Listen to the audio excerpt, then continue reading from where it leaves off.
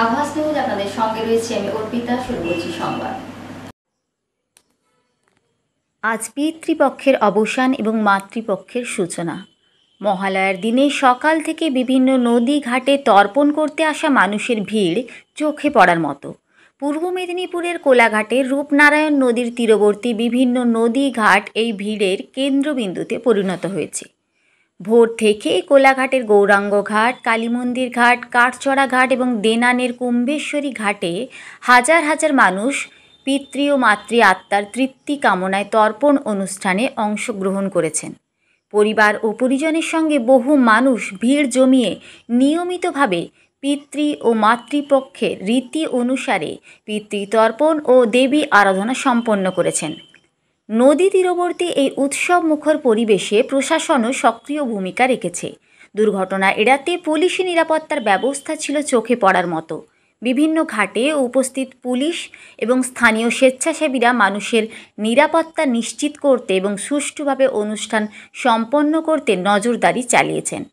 মহালয়ার এই দিনটি কোলাঘাটবাসীর জন্য এক আনন্দ ও ধর্মীয় অনুপ্রেরণার উৎসব হিসেবে স্মরণীয় হয়ে থাকবে। মামা বাড়ির দাদু দিদিমা কারো যদি নাম জানা থাকে বলবেন, আর যার জানা নেই যথা নাম। বিষ্ণুর নাম করি কৃষ্ণী পক্ষে অমাবস্যায় তীর্থ মামা বাড়ির নিজেদের আত্মীয় বন্ধু বান্ধব এদের মধ্যে যদি কারো নাম জানা থাকে, কাকা বা জ্যাঠা কন্যার সৃষ্টি বাস করি কৃষ্ণী পক্ষে অমাবস্যায় তীর্থ।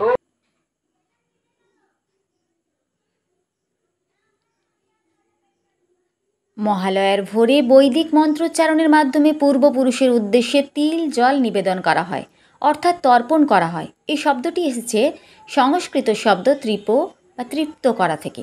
পিতৃপক্ষের শেষ দিন অর্থাৎ মহালয়ার ভোরে পূর্বপুরুষের আত্মারা পৃথিবীর সবথেকে কাছাকাছি আসেন বলেই ধারণা রয়েছে। পিতৃতর্পণ সম্বন্ধীয় রামায়ণ ও মহাভারতে দুটি পৃথক কাহিনীর উল্লেখ রয়েছে। রামায়ণে রামচন্দ্র সস্ত্রীক বিহারের গয়ায় ফল্গু নদীতে পিতৃতর্পণ করতে এসেছিলেন। তখন থেকেই মর্তে পিতৃতর্পণের প্রচলন বলে ধরে নেওয়া হয়। আবার মহাভারতে কর্ণ কুরুক্ষেত্রের যুদ্ধের পর স্বর্গপ্রাপ্তি হলে সেখানে তাকে স্বর্ণ ধনরত্ন খেতে দেওয়া হয়। ধনরত্ন কেন? কর্ণের প্রশ্নের জবাবে দেবরাজ ইন্দ্র বলেন, আপনি মর্তে 2 হাতে ধনরত্ন বিলিয়েছেন, কিন্তু পূর্বপুরুষকে জল দান করেননি। মহাবীর কর্ণ নিজের পিতৃ পরিচয় জানতেন না, তাই দেবরাজ ইন্দ্র কর্ণকে এক পক্ষ কালের জন্য মর্তে পাঠান পিতৃতর্পণের জন্য। এক পক্ষ কাল কর্ণ পূর্বপুরুষের উদ্দেশ্যে তর্পণ করেন। অন্য মতে সেই এক পক্ষ কালকে পিতৃপক্ষ হিসেবে ধরা হয়। যদিও জ্যোতিষ শাস্ত্র মতে সূর্য কন্যা রাশিতে প্রবেশ করলে পিতৃপক্ষ শুরু হয়। মহালয়ার দিন পিতৃপক্ষ শেষ হয়ে দেবীপক্ষের শুরু হয়। আর এদিন লক্ষ লক্ষ মানুষ পূর্বপুরুষের আত্মার তৃপ্তিতে গঙ্গায় তর্পণ করেন। জল, তিল পরিবর্তে ধান, জব, চন্দন, ফুল, তুলসী পাতা দিয়ে তর্পণ করা হয়। যাদের কাছাকাছি গঙ্গা নেই তারা স্থানীয় নদীতে বা পুকুরেও তর্পণ করেন। এভাবেই হাজার হাজার বছর ধরে পিতৃপক্ষ ও দেবীপক্ষের সন্ধিক্ষণে পিতৃতর্পণ চলে আসছে। শুধু পুরুষরা নয়, মহিলাদের তর্পণেও কোনো বাধা নেই। শাস্ত্রমতে অবিবাহিতরাও পূর্বপুরুষের উদ্দেশ্যে তর্পণ করতে পারে। সূর্যোদয়ের আগে ভাগীরথীর বাঁধানো ঘাটের সিঁড়ি দখল করে পুরোহিতের দল যজমানের অপেক্ষায় থাকেন। এক দলের শেষ হয়, ফের শুরু হয় আরেক দলের। দেবীপক্ষ শুরুর আগে পর্যন্ত তিথি অনুসারে গঙ্গাবক্ষে পিতৃতর্পণ চলে। জ্যোতিষবিদ সুখদেব আচার্য বলেন, মহালয়ার সকালে অতৃপ্ত আত্মারা পৃথিবীর খুব কাছাকাছি চলে আসে বংশধরদের হাত থেকে জল গ্রহণের জন্য। বহু পরিবার তর্পণ করেন না। যারা তর্পণ করেন তাদের নিজের পিতৃমাতৃকুল সহ পরিজন, বন্ধুবান্ধব সহ সমস্ত জীবকুলের উদ্দেশ্যে তর্পণ করা উচিত।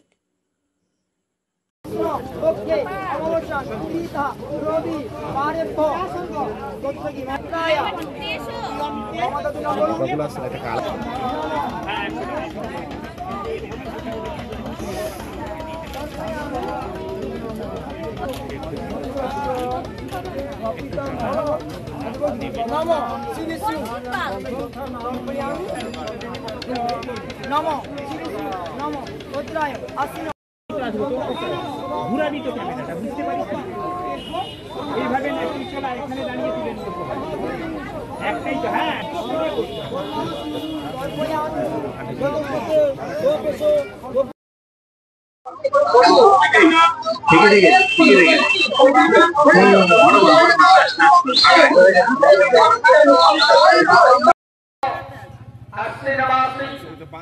মা জীবিত থাকে তাহলে বলার দরকার নেই।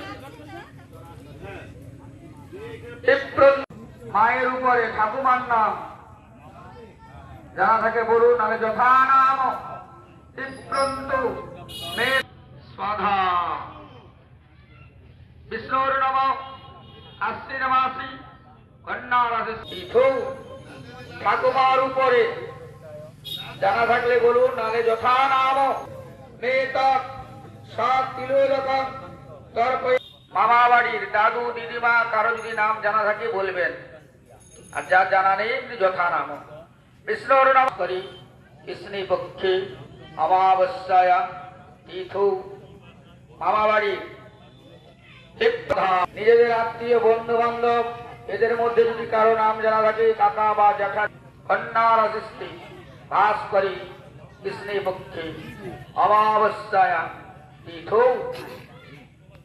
নম বিপ্রন্ত মেতক সাতিল রকম কথাটা আবার ধরে রাখুন।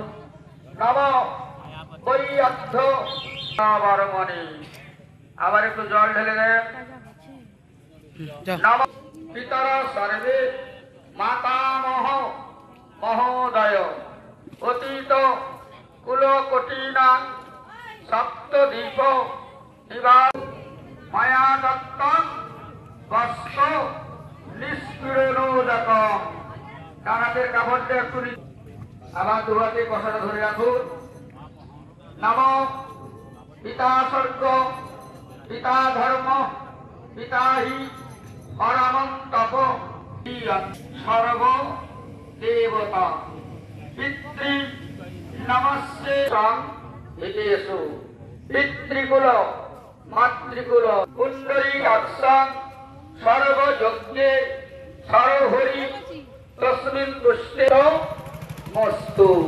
কষার জল একটু আবার ঢেলে দেন, অর্ঘ্য দিতে হবে।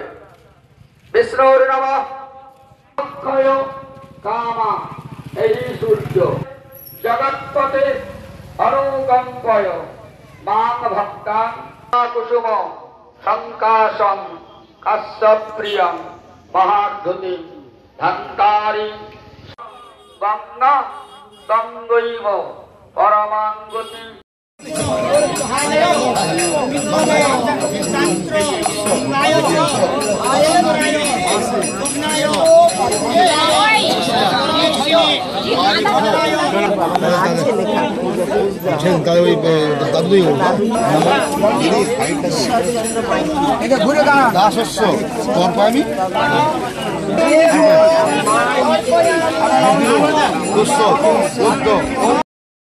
কুম্ভেশ্বরী ঘরে কেমন ভিড়, কখন থেকে চলছে এই কাজ?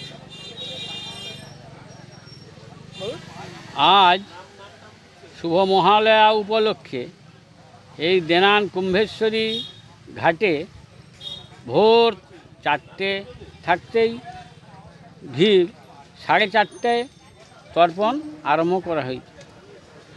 সুন্দরভাবে তর্পণ হচ্ছে। গত বৎসরের চেয়ে এবছরও ভিড়, অথচ পুলিশ নিরাপত্তা বা সুব্যবস্থা সবই ঠিক আছে, কোনো দিক থাকতে কোনো অসুবিধার কারণ হয়নি। এখনও পর্যন্ত তর্পণ চলছে। তর্পণ 12টা 12:30 পর্যন্ত তর্পণ চলবে। হ্যাঁ, একাধিক প্রথমে খুব ভিড় ছিল, এখন একটু ঈষৎ একটু কম, নাহলে ভোর থাকতেই ভিড় ছিল। আপনার নাম? প্রণব চক্রবর্তী।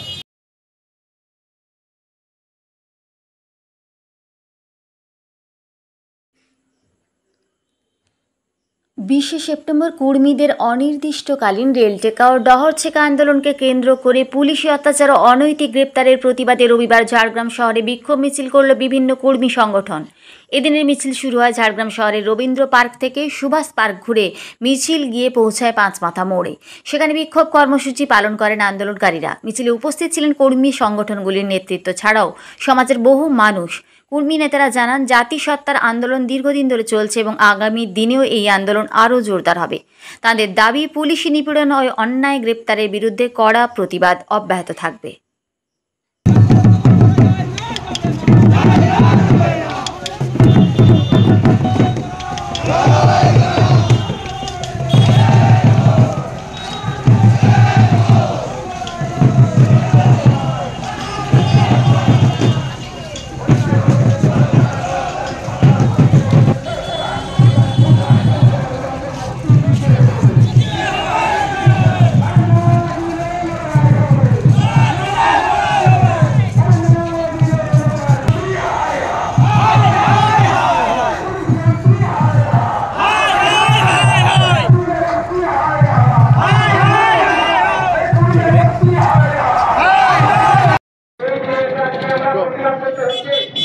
আজকের কর্মসূচি নিয়ে কি বলবেন?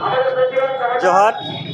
আজকে আমাদের কর্মী সমাজের পক্ষ থেকে আমরা যৌথ উদ্যোগে বেশ কয়েকটি সামাজিক সংগঠন মিলে আমরা একটা প্রতিবাদ সভার ডাক দিয়েছি, প্রতিবাদ মিছিলের ডাক দিয়েছি। আপনারা অবগত আছেন, বিগত 20 তারিখ মানে গতকাল আদিবাসী কর্মী সমাজের ডাকে একটা কর্মসূচি ছিল রেলটেকা এবং ডহরছেঁকা।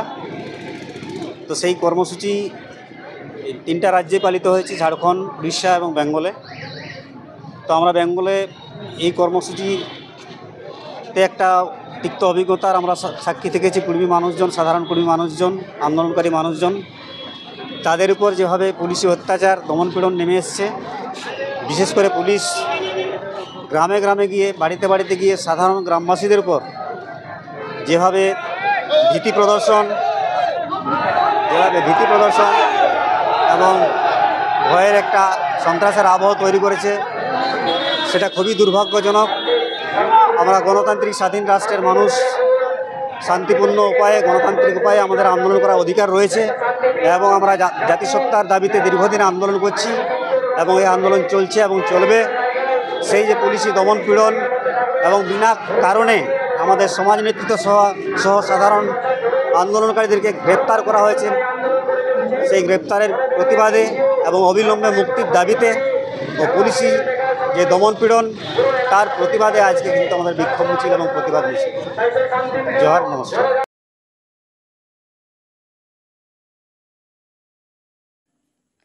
ঝাড়গ্রাম জেলার সাঁকরাইল ব্লকের বাঁকড়া গ্রামে জমি জালিয়াতি কাণ্ডে ফের গ্রেপ্তার করল সাঁকরাইল থানার পুলিশ। এই ঘটনায় ইতিমধ্যেই চাঞ্চল্য ছড়িয়েছে এলাকায়।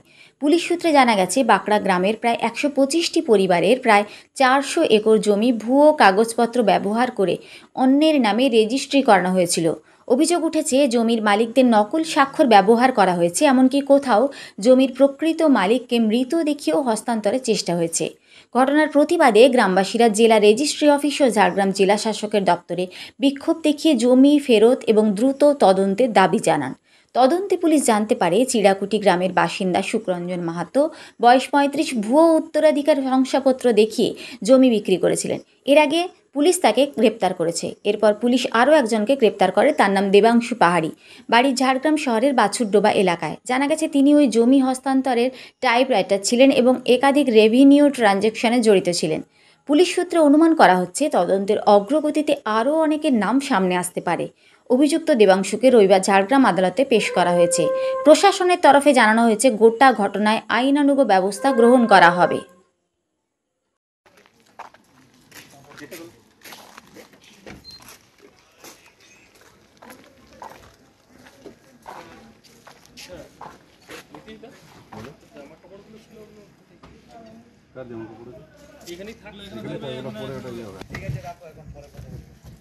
চলো।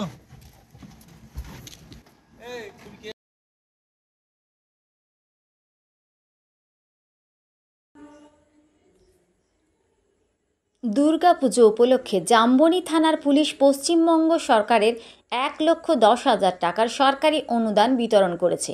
এই চেক জাম্বনি থানার অন্তর্গত মোট 24টি সার্বজনীন পুজো কমিটির হাতে তুলে দেওয়া হয়েছে। অনুষ্ঠানে উপস্থিত ছিলেন জামবনি থানার আইসি অভিজিৎ বসু মল্লিক, বিনপুর বিধানসভা বিধায়ক দেবনাথ হাঁসদা সহ অন্যান্য প্রশাসনের আধিকারিকরা। জামবনি থানার পুলিশ এবার দুর্গাপুজো আরও আনন্দময় ও সুষ্ঠু করার জন্য বিশেষ উদ্যোগ নিয়েছে। পুজোর সময়ে থানার পক্ষ থেকে সব প্যান্ডেলে বিশেষ পরিক্রমা করা হবে। এই পরিক্রমার মাধ্যমে নির্বাচিত 3টি পুজো কমিটিকে পুরস্কৃত করা হবে। আইসি অভিজিৎ বসু মল্লিক জানিয়েছেন, যেসব পুজো কমিটি রাস্তায় জোর করে চাঁদা আদায় করছে তাদের এই পরিক্রমা ও প্রতিযোগিতা থেকে বাদ দেওয়ার সিদ্ধান্ত নেওয়া হয়েছে। আমরা আজকে আমাদের যে চেক ডিস্ট্রিবিউশন অনুষ্ঠান আছে সেই অনুষ্ঠানে আমরা প্রবেশ করব। আজকে জামবনি থানার পক্ষ থেকে আমাদের এই যে জামবনি ব্লকের পুজো কমিটিগুলো আছে তাদেরকে আমন্ত্রণ আমরা জানিয়েছি যে আপনাদের দুর্গা পুজোয় আমাদের মাননীয় মুখ্যমন্ত্রী 2018 সাল থেকে যে সরকারি অনুদান দেন সেটাও এই বছর 2025 সালের অনুদান আমাদের কাছে চেক মারফত এসে পৌঁছেছে। সেই চেকগুলো আপনাদের কমিটির হাতে আমরা তুলে দেব এবং সেই জন্য আমাদের মধ্যে আজকে উপস্থিত আছেন আমাদের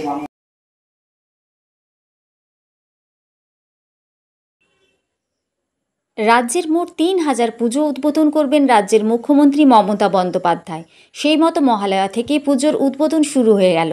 আর তা থেকে বাদ গেল না পশ্চিম মেদিনীপুর জেলা। এই দিন জেলার বেশ কিছু পুজোর ভার্চুয়ালি উদ্বোধন করেন মুখ্যমন্ত্রী। ঠাকুরদার জাগরণ মঞ্চের পুজোর উদ্বোধন হলো এদিন। তবে মণ্ডপ সম্পূর্ণ না হলেও জেলায় জেলায় পুজোর উদ্বোধন শুরু হয়ে গেল। এবার ষষ্ঠীর আগে প্রায় 3000 পুজোর উদ্বোধন করবেন একাই মুখ্যমন্ত্রী। সঙ্গে তিনি পালন করে থাকেন, কিন্তু যখন উৎসব হয় সম্মান রক্ষা করার দায়িত্ব আমাদেরই। কিন্তু আমরা যারা ক্লাবে উপস্থিত হবেন এবং বার্ষিক উদ্বোধন আমাদের শুরু হবে।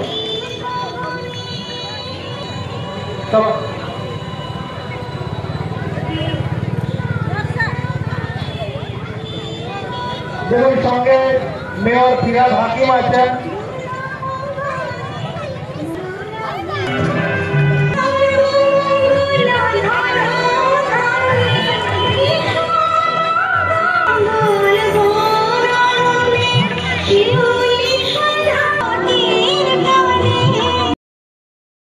বিশেষ করে বাইকে দেখছেন এই যে পুজো মণ্ডপটা আছে একদম আমাদের স্টেট হাইওয়ের পাশে। আর আপনারা দেখছেন যে এটি একদম বেলদা থেকে একদম ঘন্টায় পর্যন্ত রাস্তাটা প্রসারিত হচ্ছে। ম্যাক্সিমাম কাজ কমপ্লিট হয়ে গিয়েছে, এখনো চলছে। আপনাদেরকে অনুরোধ, যখন পরিবারকে নিয়ে বেরোবেন পুজো দেখতে, যদি বাইকে বেরোন অবশ্যই হেলমেটটা ব্যবহার করবেন। এবং মণ্ডপ কমিটি দ্বারা যেটা নির্ধারিত হবে কিংবা পুলিশ প্রশাসন দ্বারা যে পার্কিং পয়েন্টটাকে ঠিক করে দেওয়া হবে সেই জায়গায় আপনারা নিজের বাইকটাকে রাখবেন। অবশ্যই বাইকটিকে সুন্দরভাবে হ্যান্ডেল লক করে রাখবেন। যদি কোথাও কিছু সন্দেহজনক কিছু দেখেন, ওখানে দেখবেন পুলিশ ডিপার্টমেন্টের লোকজন থাকবে, তাদেরকে জানাবেন। প্রয়োজনে কমিটির লোককেও জানাতে পারেন। কাউকে পাচ্ছেন না, দেখবেন পূজা কমিটিতে বিভিন্ন হেল্প লাইন আছে, যেমন ওসির নাম্বার থাকে, থানার ল্যান্ডলাইন নাম্বার থাকে, এছাড়াও পুলিশ কন্ট্রোল রুমের নম্বর রয়েছে, ওই নম্বরে আপনারা ফোন করবেন। শুধু আমাদের এই নাম্বার দেওয়া নেওয়ার একটাই উদ্দেশ্য আছে, যাতে আপনারা আপনাদের মতো পুজো দেখতে পারেন, উৎসবটাকে নিজেদের মতো উপভোগ করতে পারেন। আমাদের আর কোনো উদ্দেশ্য নেই। আর প্রশাসনের সঙ্গে সহযোগিতা করবেন, তাহলে আপনাদের এবং আপনার যারা পারিপার্শ্বিক লোকজন আছে, বন্ধু বান্ধব রয়েছে, তাদেরও পুজোটা ভালো কাটবে। এই বলে আমি আমার বক্তব্য শেষ করছি। সবাই ভালো থাকুন। যতটা সময় প্রয়োজন আপনারা কিন্তু এখানে থাকবেন। কেন, দুটো কারণ হতে পারে। একটা, মাননীয় মুখ্যমন্ত্রী ওপর দিক দার্জিলিং থেকে শুরু করে মেদিনীপুরে আসতে পারেন, সেক্ষেত্রে একটু দেরিতে আমাদের জেলা আসবে, নামগুলো একটু দেরিতে উচ্চারিত হবে।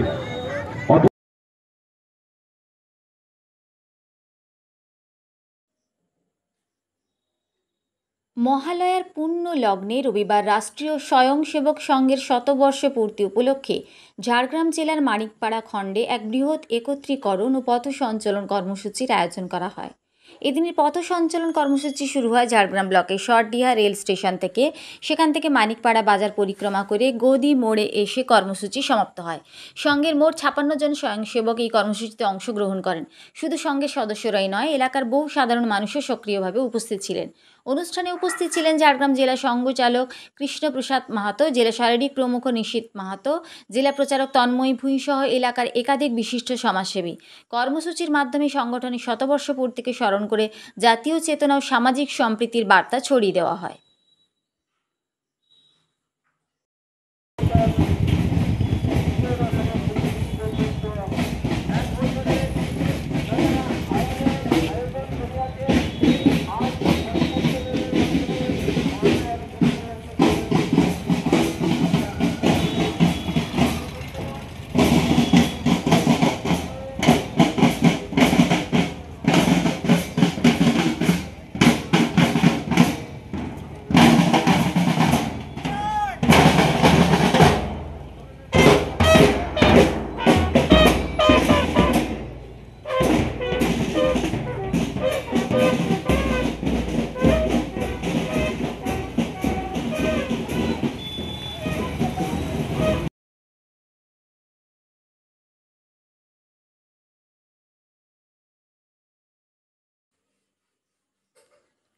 প্রতি বছরের ন্যায় এবারও রাস্তার সমস্ত পথ কুকুরকে অ্যান্টি র্যাবিজ ভ্যাকসিন দিল প্রোগ্রেসিভ ভেটেরিনারি ডক্টরস অ্যাসোসিয়েশন। রবিবার খাকুরদা বাজারে পথ কুকুরদের ভ্যাকসিন দেওয়ার পাশাপাশি একটি আলোচনা সভার আয়োজন করা হয়েছিল সংস্থার পক্ষ থেকে। উল্লেখ থাকে, বিশ্ব জলাতঙ্ক দিবস উপলক্ষে এই কর্মসূচি বলে জানান সংস্থার কর্তারা।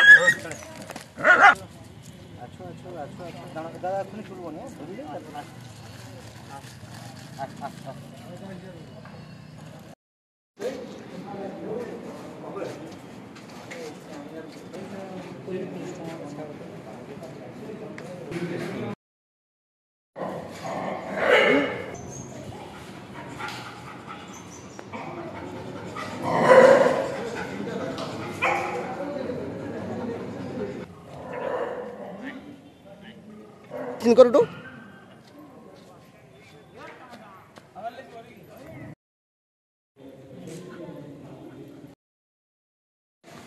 তাহলে 150 আর কাটাগুলো তো ছেড়ে দাও।